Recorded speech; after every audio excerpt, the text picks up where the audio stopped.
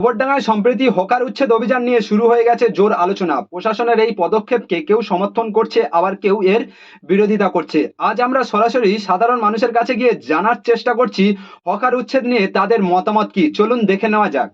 আমি রেল কোম্পানির কাছে পায়ে ধরি, লোকাল প্রশাসনের কাছে পায়ে ধরি, আমাদের উচ্ছেদ আমাদের বাঁচার রাস্তা করে দিন। আমাদের পেটে লাথি মারবেন না, মারবেন না। আমাদেরকে উচ্ছেদ করা লাগে, আমাদের বাঁচার ব্যবস্থা করে দিন, আমাদের- আমাদের বাঁচার ব্যবস্থা করে দিন। আমরা বাঁচতে চাই। উত্তর চব্বিশ পরগনার গোবরডাঙ্গায় সম্প্রতি হকার উচ্ছেদ অভিযানকে কেন্দ্র করে ব্যাপক চর্চা শুরু হয়েছে। রাস্তা ও ফুটপাত দখলমুক্ত করতে প্রশাসনের উদ্যোগে বেশ কয়েকটি এলাকায় উচ্ছেদ অভিযান চালানো হয়েছে।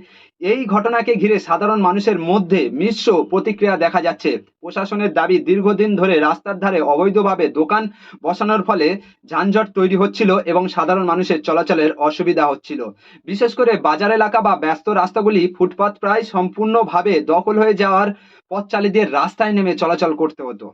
তবে উচ্ছেদ অভিযানের পর হকারদের মধ্যে উদ্যোগ বেড়েছে। অনেকে বলছেন বছরের পর বছর ধরে তারা এই ব্যবসার উপর নির্ভর করে সংসার চালিয়ে আসছেন। হঠাৎ করে দোকান সরিয়ে দেওয়ার তাদের জীবিকা সংকটের মুখে পড়েছে। অনেক হকারের দাবি, বিকল্প ব্যবসা বা পুনর্বাসনের সুযোগ না দিয়ে উচ্ছেদ করা হয়েছে। অন্যদিকে সাধারণ মানুষ একাংশ প্রশাসনের পদক্ষেপ সমর্থন করছেন। তাদের মতে রাস্তা ও ফুটপাতে সাধারণ মানুষের জন্য এগুলো দখলমুক্ত হলে যানজট কমবে এবং দুর্ঘটনার ঝুঁকিও অনেকটা কমবে। বাজার এলাকায় কেনাকাটা করতে সুবিধা হবে। তবে অনেকেই মনে করছেন সমস্যার স্থায়ী সমাধান করতে হলে প্রশাসন ও সরকারদের মধ্যে আলোচনার মাধ্যমে একটি গ্রহণযোগ্য পথ বের করা দরকার, যাতে এই শহরের সৌন্দর্য ও শৃঙ্খলা বজায় থাকে, আবার হকারদের জীবিকাও সুরক্ষিত থাকে। এখন দেখার বিষয় আগামী দিনে প্রশাসন এই হকারদের জন্য কোনো পুনর্বাসন পরিকল্পনা ঘোষণা করে কিনা, এই পরিস্থিতির কি সমাধান বের হয়।